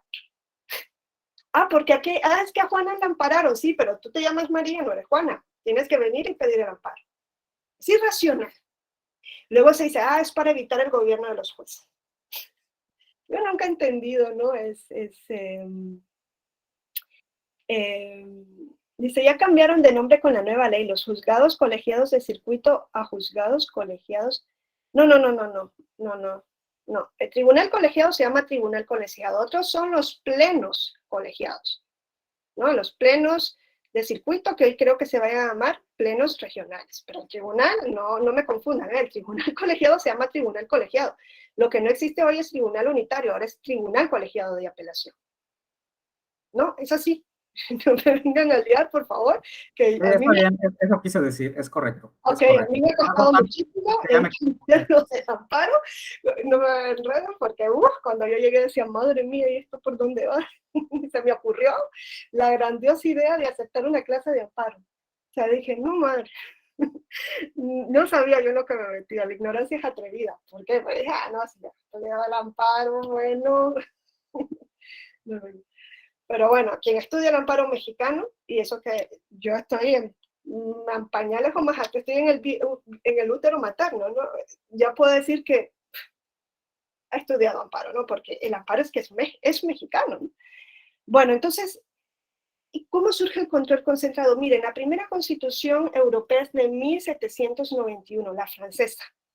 Luego en Europa se va extendiendo ese concepto de constitución, pero para Europa la constitución, a diferencia de lo que yo les estoy diciendo, vayan a revisar el artículo 6, párrafo 2 de Estados Unidos, que dice que es la ley suprema de la Unión, desde 1787. En Europa eso era imposible. Hay constitución desde 1791, pero era imposible pensar que iba a ser norma suprema, o sea, era imposible, para ellos eso era imposible. Como aquí era imposible que lo político fuera conocido en lo judicial, en Europa era imposible que la Constitución estuviera por encima de la ley del Parlamento. Imposible. Porque ellos fortalecen al Parlamento, como dice Gaby, que se comienzan a crear desde medievo para limitar al monarca. Entonces, el Parlamento es el soberano en su concepto europeo, y era imposible que frente al soberano hubiese una Constitución dada por ¿quién? Por el pueblo. No, por la nación. Cuando en Europa le dan el valor a la Constitución de norma suprema en 1920, un siglo y 30 años después, Estados Unidos de América. Un siglo y más de 30 años después, ¿no? Porque la Constitución es de 1787. Un siglo y 37 años después de la Constitución de los Estados Unidos de América. En 1920, Hans Kelsen tiene el honor y la responsabilidad de dar una constitución para un nuevo estado que va a ser Austria. Y él dice, ok, yo voy a crear una constitución, pero ya se dan cuenta los europeos que también el Parlamento puede violar derechos. Y dicen, oye, hay que limitar también al Parlamento. Esta constitución, como la de los estadounidenses, tiene que ser norma suprema. Pero claro, no basta con que la constitución sea norma suprema. No es suficiente con que la Constitución reconozca que es norma suprema, no es suficiente, si no vamos a poder limitar realmente al Parlamento. Así como les digo que no es suficiente con que existan constituciones nominales. Hoy día, chicos, chicas, nos estamos conformando con constituciones nominales. Es la Constitución. ¿Y qué tanto limita realmente al poder esa Constitución? ¿Qué tanto hay una división de poderes eficaz, una institucionalización? ¿Qué tanto eso es real en la práctica? ¿Qué tanto no estamos tocando la Constitución todos los días? Porque la Constitución no tiene que petrificarse como quieren hacer los españoles, que no la quieren reformar. Desde el 78 hasta hoy solo la han reformado 2 veces. La Constitución se tiene que adaptar a los tiempos modernos o ver que hay cosas que no funcionan y de reformar la Constitución y no tanto dejarle el papel a los tribunales constitucionales, ¿no? Pero tampoco podemos estar tocando la Constitución todos los días. O sea, la vamos a estar reformando. Ah, sí, porque es que el gobierno pasado le puso una A y yo no quiero A, yo quiero una B. Y lo vamos a estar reformando. Entonces ahí le perdemos el respeto a la Constitución. ¿Qué tanto son constituciones honestas las que tenemos hoy día? O sea, yo leo constituciones de otros países y me brotan las lágrimas. Lloro. Eso es una maravilla. Wow, yo les digo, yo leí la Constitución de Venezuela hace poco, yo decía, no, tengo que estar equivocada, esta tiene que ser la anterior a esta actual. Y no me fui, revisé y vi que era la Constitución vigente. Yo lloraba. Si eso era una maravilla. Yo nunca he leído una carta de derechos como la Constitución de Venezuela. Un país donde la gente sale a manifestarse y encuentra una muerte en la cárcel si es en contra del gobierno. Y lo digo casi llorando porque en mi país sucede prácticamente lo mismo. Pero tenemos constitución. Nos conformamos con constituciones deshonestas y nominales. Y quizá lo deshonesto no es la Constitución, sino cómo se manifiesta el poder ante la Constitución. Y las constituciones en muchos de nuestros países han dejado de ser un límite al poder. Por eso les digo, no se conformen con tener una Constitución. Vean que realmente sea un límite al ejercicio del poder. Si no es eso, nominal. Es nominal. Y una Constitución nominal, pues vale como un adorno, como un jarrón de decoración, nada más. Porque la Constitución o es eso, o no es nada. Y pueden tener ya un amparo, control de acción, controversias, lo que quieran. Y es nada. Y cuando digo nada, les digo que es un infierno el no tener Constitución. O sea, imagínense que suceden flagrantes vulneraciones de derecho y uno no puede. ¿Qué dices? ¿Dónde voy? Ah, es que está en la Constitución. ¿Y qué órgano me ampara? No hay ninguno. ¿Qué te vas a la Corte Interamericana? Pues puedes esperar 10 años para que la Corte, y además el gasto que es ir a la Corte, que no cualquiera va a la Corte, ¿no? Y hay que ir a la Comisión antes. Y pues ya está viejo esperando que la decisión, y que luego eso sea eficaz, porque pues la decisión queda muy bonita. ¿Cuántas sentencias no recitamos de la Corte Interamericana? ¿Cuántas sentencias cree que han cumplido íntegramente el Estado mexicano de la Corte Interamericana? ¿Cuántas sentencias se han cumplido íntegramente? Por poner un ejemplo de México, hay otros países que no cumplen ninguna. Entonces, hay que ser honestos con nuestro sistema. Creo que alguien levantó la mano.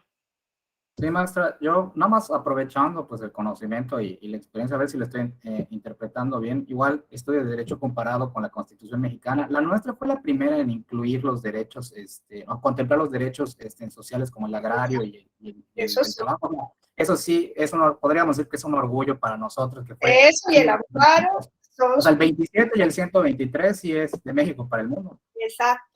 Porque luego les van a decir los alemanes que fue la de Weimar, pero no, la Constitución de Weimar es posterior, porque es de 1919 a la mexicana del 17, la primera en incorporar derechos sociales. Eso sí, que nadie se los quite. Y el amparo es creación mexicana, nace en Yucatán en 1841. Imagínense, el amparo, que luego van y leen la Convención Europea de Derechos Humanos, que establece un artículo en donde dice que tiene que existir un mecanismo de protección de derechos rápido, sencillo y sumario ante los órganos judiciales. Eso es amparo, llega hasta todo el mundo, hasta la India tiene un amparo. Imagínense el honor que deben sentir de ser mexicanos y mexicanas, de haber exportado esa institución al mundo. Eso no existía, ni los gringos lo tienen hoy día, porque nunca lo han tenido. Claro, la Judicial Review les sirvió de base, pero México agarra esa Judicial Review, ese control judicial, y la convierte en un mecanismo específico de tutela de derechos. ¡Wow! Yo, la verdad es que todo mi reconocimiento. Entonces, a ver, los europeos comenzaron a decir, ¿y por qué Estados Unidos tiene constitución como norma y nosotros no? Nosotros también. Entonces, el problema fue cuando dijeron, ¿y cómo defienden esa supremacía con los jueces? Dijeron los europeos, nunca, jamás. Que le vamos a dar nosotros a los jueces ese poder cuando los jueces estuvieron del lado del monarca, cuando los jueces han estado del lado de los que concentran el poder, nunca, jamás. Por eso crean un tribunal constitucional, porque no le quieren dar ese poder a los jueces. Y dicen, va a ser, dice Hans Kelsen, un órgano que va a funcionar como un tribunal, pero no va a ser un tribunal. Porque no va a dar justicia en el caso concreto, sino que va a ser un legislador negativo. El positivo aprueba leyes, el negativo las deroga cuando son contrarias a la Constitución, pero con el mismo efecto para todos. El positivo crea leyes generales, ¿o no? No son leyes generales, es uno de los efectos de la ley general, ¿no? Para todos. Pues el negativo las va a derogar para todos, no para un caso, para todos. Por eso crean la vía que es la acción o recurso de inconstitucionalidad. Aquí le llaman acción, en Europa recurso.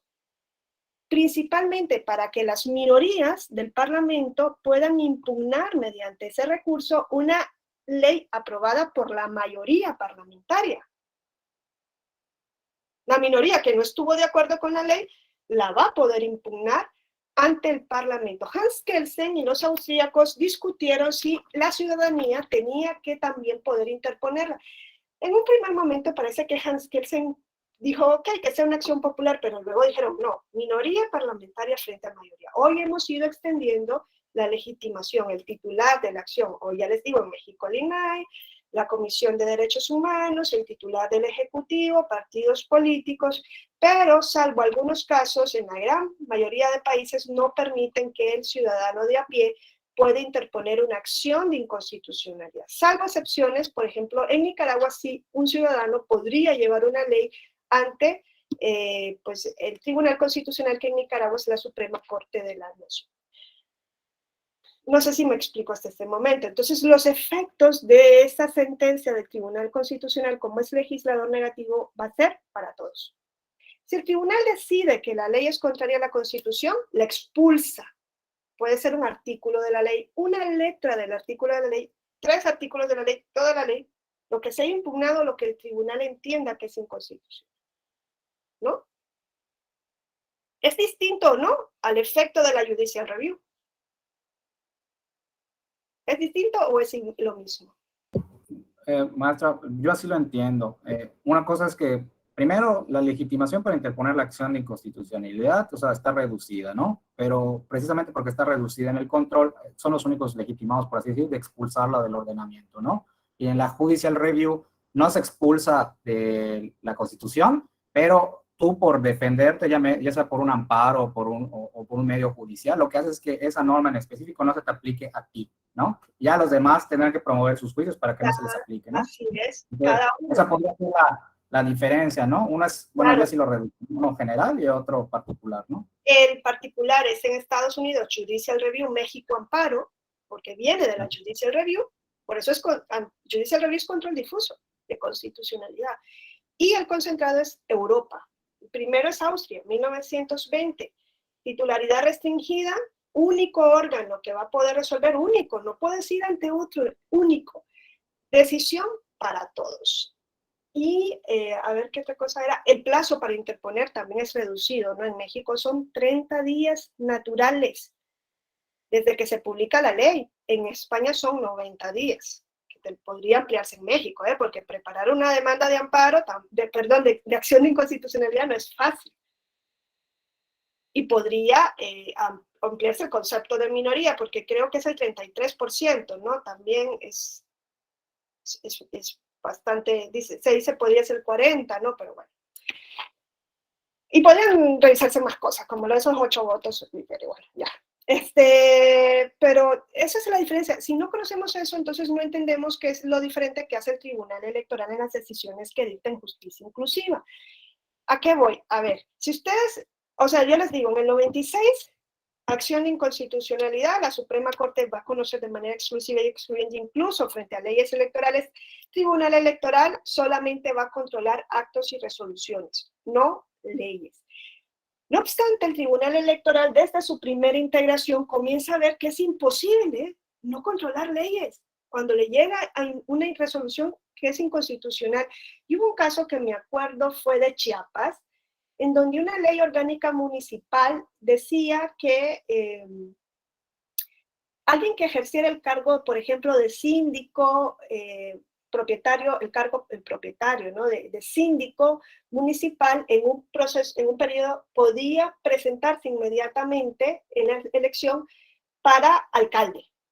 Eso decía la ley orgánica de Chiapas. Fue en 1997-98. Y el instituto local en ese momento dice, ok, entonces que es síndico se quiere presentar a alcalde, pues adelante. Y el tribunal local lo impugnan ante el tribunal local y el tribunal electoral local dice no, porque el artículo 115 de la Constitución Federal prohíbe la reelección.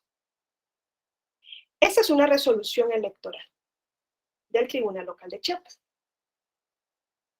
Eso llega en revisión en JRC a Sala Superior en el 97.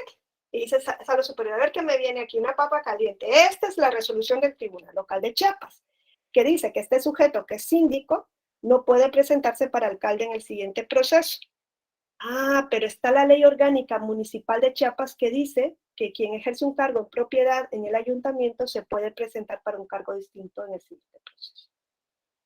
Y dijo el tribunal, ¿y qué dice el instituto? Que conforme la ley se puede.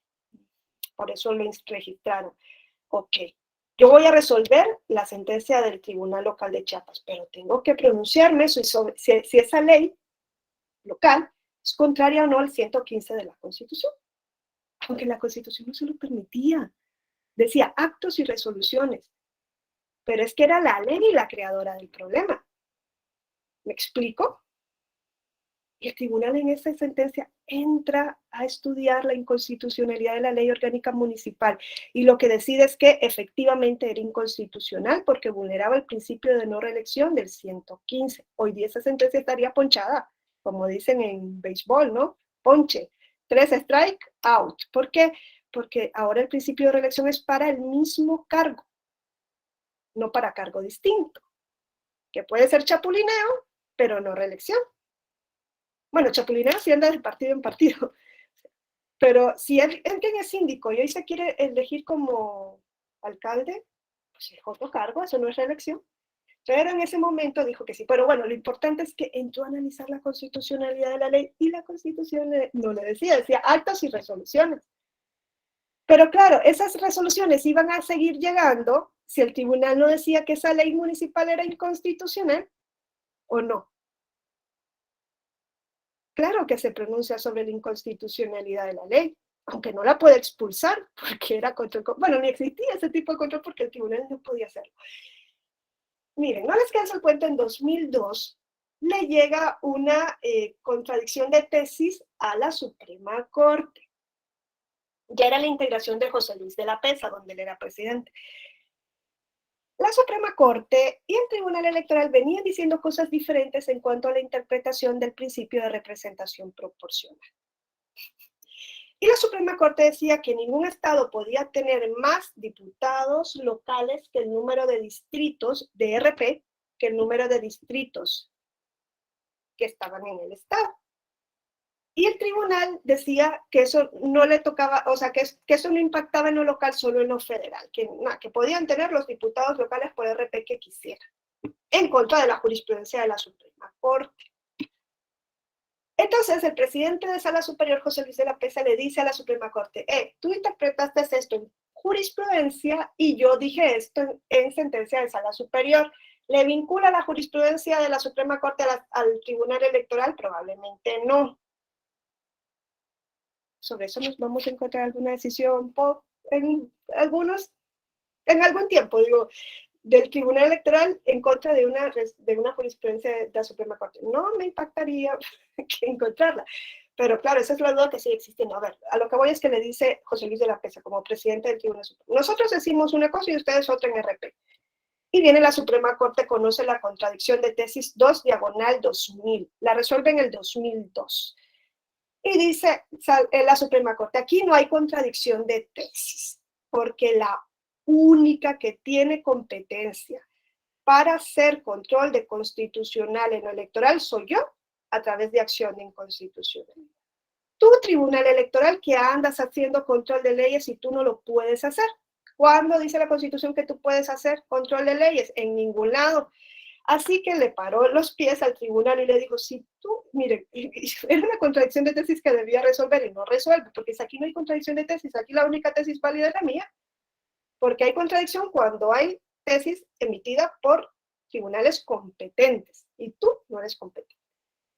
Como sigas haciendo control de constitucionalidad, violas el 99, que en su versión, artículo 99 de la Constitución, que en su versión de 1996, que era la vigente en 2002, dice que puedes controlar actos y resoluciones electorales, pero no leyes.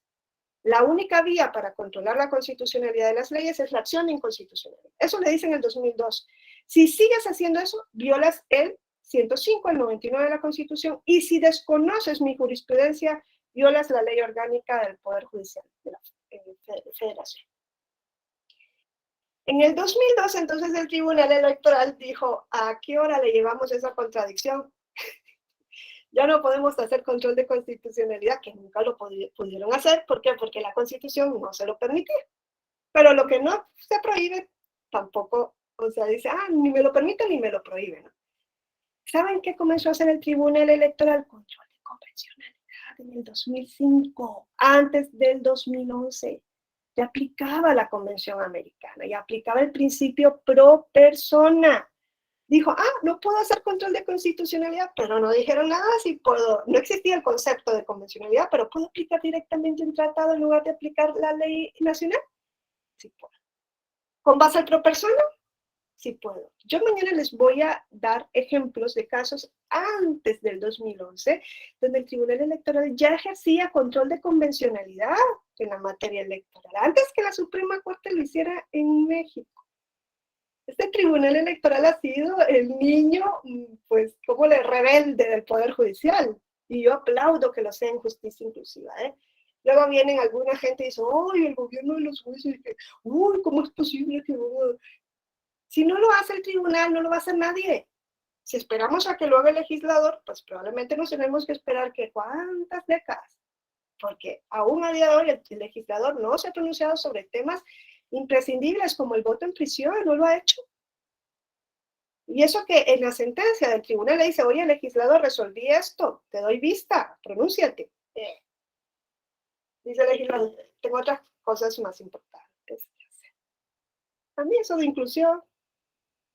Entonces, claro, también hay que ponernos en ese término, ¿no? Porque luego se critica la actuación del Tribunal Electoral o de la beligerancia de los tribunales, pero muchas veces es imprescindible. ¿Por qué? Porque si no vamos a estar solapando una situación de flagrante vulneración de derechos.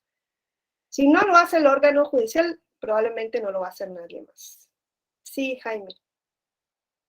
Qué bueno que tocó el tema del voto en prisión, maestro, porque bueno, ya estábamos estudiando aquí en este módulo la parte de cómo funciona a veces el control concentrado y pues, el control difuso, ¿no? Uno tal vez aplica en casos de casos concretos y otro para declaratorias generales de inconstitucionalidad, ¿no? A mí me llama la atención, ya había escuchado y estudiado en módulos que lo hizo antes el Tribunal Electoral, ¿no? Y pues eso me lleva a, no sé si reflexión o no sé si entendí bien el criterio. Me parece que hizo una especie de combinación de esos controles con lo del voto en prisión. Creo que de un caso en concreto, bueno, así yo lo entendí.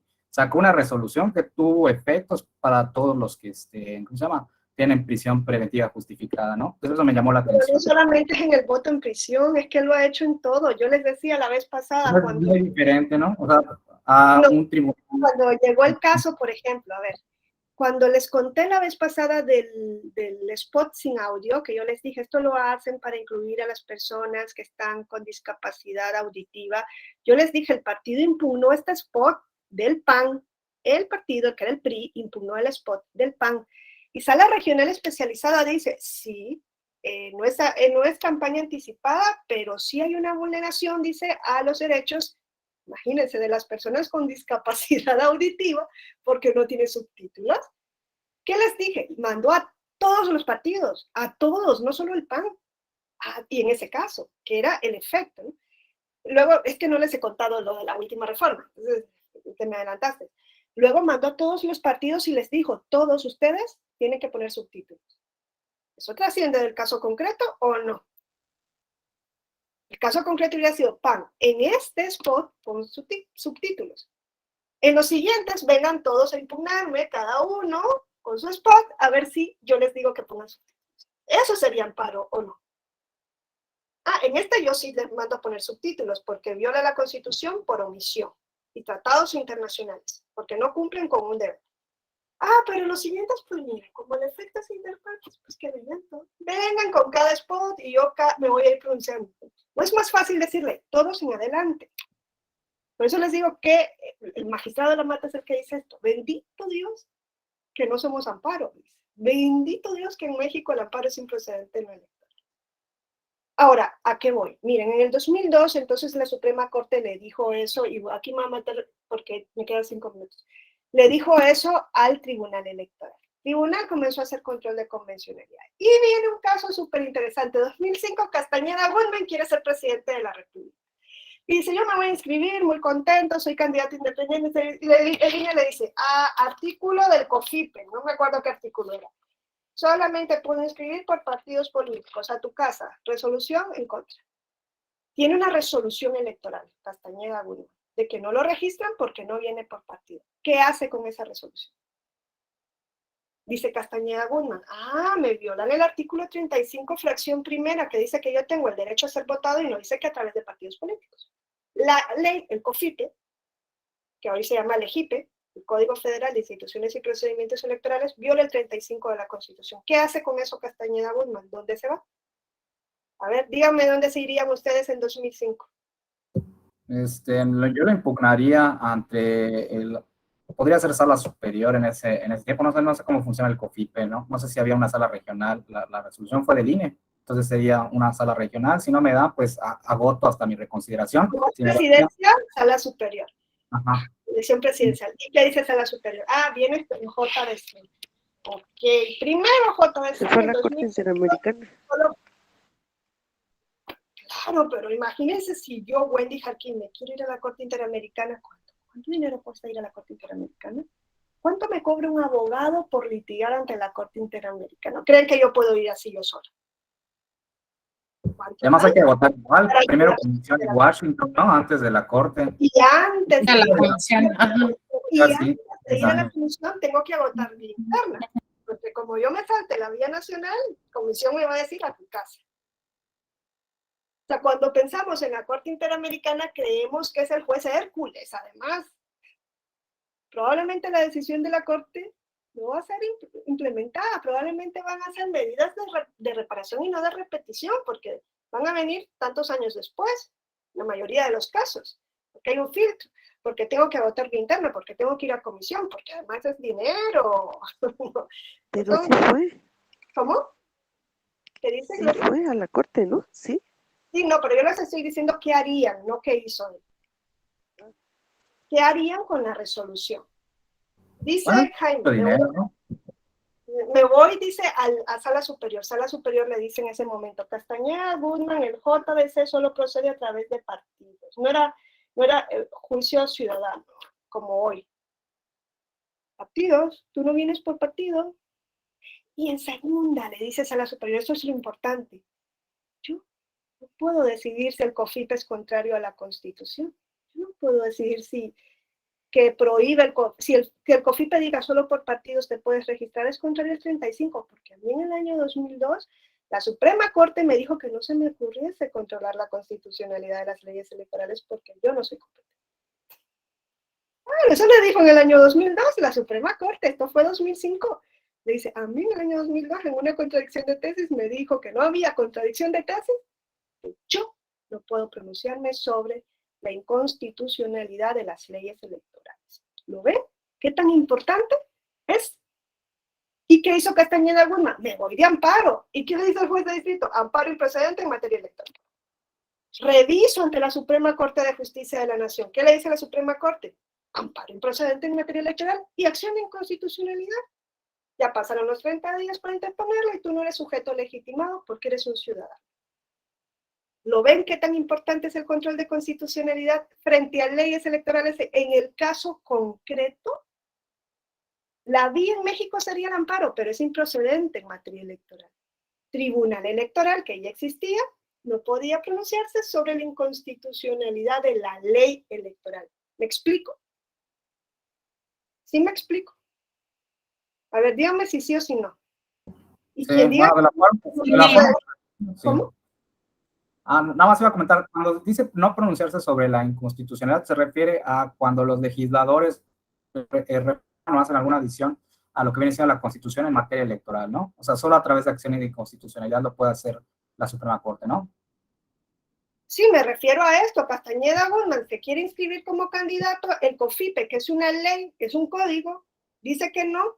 Él considera que eso viola la Constitución, pero la Constitución decía que el Tribunal Electoral solo podía revisar la constitucionalidad de resoluciones. ¿Podía revisar la constitucionalidad del INE? Sí, era una resolución. Pero el fundamento de esa decisión era la aplicación del COFIPE. ¿Podía entonces decir que el COFIPE era contrario a la Constitución? No. O sea, lo ilógico es que le permitieran revisar una resolución electoral, pero no el fundamento, que era la ley que le servía de base, porque entonces, ¿qué iba a decir el tribunal ahí? No podía decir nada. Su argumentación era que el COFIPE era contrario al artículo 35. Se interpretaba eso. Pero claro, a él estaba cerrada la puerta de pronunciarse sobre la inconstitucionalidad de una ley, porque la Constitución decía que solo podía revisar la constitucionalidad de actos y resoluciones electorales. Y la Corte se lo recuerda en 2002. ¿Me explico ahora? Por eso Castañeda Guzmán no tuvo bien en México y se tuvo que ir a la Corte Interamericana. Y México en 2007 ya sabe que la Corte le va a sancionar por primera vez en el caso Castañeda Guzmán. Ya sabe, esa sentencia salió rápido porque Castañeda Guzmán fue embajador, creo, de México o algo así. Tenía contactos. Y le salió, ¿no? Canciller. Canciller o algo así, ¿no? Ya sabe, como Ebrard, ¿no? Ya sabe que la sentencia va a ser en contra de México. ¿Y qué hace México en 2007? Porque la sentencia sale en 2008. Ya sabe México. Reformemos la Constitución, chiquitos, y ya nos van a venir a decir que estamos violando la Convención. Por eso la reforman, y a partir de 2007, por el caso Castañeda Guzmán, el artículo 99 dice: las salas del tribunal pueden pronunciarse sobre la inconstitucionalidad de una ley electoral para el caso concreto. 2007. Porque lo que le dice la Corte Interamericana a México es: violas la convención. No, por no permitir candidaturas independientes. En eso los estados partes son libres. Pueden tener solo por partidos o pueden tener el mixto. No impone la Corte Interamericana a México que tenga candidaturas independientes. Eso México lo decide. Lo que le dice es: Castañeda Guzmán no tuvo acceso a un procedimiento judicial rápido, sencillo y breve para la protección de sus derechos, que está eso en el artículo 25 de la Convención. Es el amparo convencionalizado. No hubo una vía. En eso es donde México es sancionado. Y eso es lo que México hace: abre la vía antes de las sentencias. Y cuando se dicta la sentencia, ya México había cumplido la sentencia. Primer caso de cumplimiento total de la sentencia de la Corte Interamericana. Y a partir de ese momento, y aquí me quedo, el Tribunal Electoral a partir de 2007, a raíz del caso Castañeda Guzmán, puede controlar la constitucionalidad de leyes electorales para el caso concreto. ¿Eso qué significa? Efectos interpartes. Judicial Review, ¿no? Es varias salas, porque no solamente sala superior, son todas las salas que integran al tribunal, pueden inaplicar una ley para el caso concreto. El control de constitucionalidad solo es para el caso concreto. Pero el tribunal en materia de justicia electoral inclusiva, aunque los efectos de la sentencia no se diga así, lo hace para todos los casos. Voto de personas en situación de calle, para todos los casos. Spots que no tienen subtítulos, para todos los casos. Me explico. Voto en prisión, todos los que estén en prisión preventiva. La Constitución no se lo permite, pero el tribunal Es el niño malcriado del Poder Judicial de la Federación. Y en materia de justicia inclusiva, wow, ojalá sea más malcriado. Yo estoy esperando la sentencia que diga que la Constitución es inconvencional. ¿Lo pudo haber dicho en este caso? Yo creía que sí, pero vamos a ver mañana que no. Si lo hubiese hecho, se hubiese creado una bomba atómica. Hubiese sido una hecatombe. Con Nelly cerramos. Yo tengo una pregunta, doctora. Cuando el tribunal se pronuncia con efectos, digámoslo, generales, ¿cuál es su fundamento? No se pronuncia con efectos generales. No van a encontrar una sola sentencia donde diga esto tiene efectos generales. Ni una. Ni una. Bueno, pero algo así, bueno, en el caso de cuando se pronuncia o debería de pronunciarse en un caso particular, como es el ejemplo del spot, y la sentencia que emite es para todos los partidos, ¿cuál es el fundamento para que de un caso concreto llegue a todos los Inclusión, demás? Justicia inclusiva. Ese es el único fundamento, justicia inclusiva. El voto en prisión es un ejemplo. Lean la sentencia del voto en prisión. En ningún momento el tribunal en la sentencia dice, aunque la Constitución solo dice que yo puedo hacer control en caso concreto, yo lo voy a hacer para todos. No, la justificación es inclusión, inclusión. ¿Por qué las personas en prisión preventiva están revestidas por la protección del principio de inocencia? ¿Qué se ha hecho en el derecho comparado? Ese es, su fundamento es general, no se pronuncia en eso específico. Pasan por alto, es en el voto particular donde le dicen 3 magistrados a la mayoría de 4. Pero no podemos hacer esto porque nosotros solamente podemos hacer efectos para el caso concreto, para los que vienen aquí a demandar el voto en prisión preventiva, que son 2 ciudadanos. A ellos le tenemos que dejar votar en prisión preventiva. Si el resto quiere que venga cada uno, y cuando vayan viniendo, entonces, que vino Pablo que está en prisión preventiva, a Pablo también. Imagínense si el INE va a crear un mecanismo para 3. Y que vengan las 90,000 personas en prisión preventiva, cada una de ellas, para pedirme la protección. Inclusión. Si nosotros queremos inclusión, no lo podemos hacer por goteo. Tiene que ser una fuerza potente, así, una corriente que arrase. No puede ser por goteo. Eso yo lo celebro. Yo vengo aquí, veo a ese tribunal electoral y yo digo, un tribunal electoral que es tribunal constitucional. ¿Dónde? No es que solamente resuelve quién ganó una elección. No. Que aplica principios constitucionales, que aplicó convencionalidad antes y que sus sentencias tienen efectos generales para propiciar la inclusión. Esa es la otra cara que nadie les cuenta del tribunal electoral. Esa es la faceta desconocida del tribunal electoral. Me atrevería a decir yo, es lo más beligerante que ha venido haciendo el tribunal electoral. Además, pues de una posición de institucionalidad que la tiene que mantener, frente a las presiones del poder se tiene que mantener en esa posición institucional, hasta donde pueda.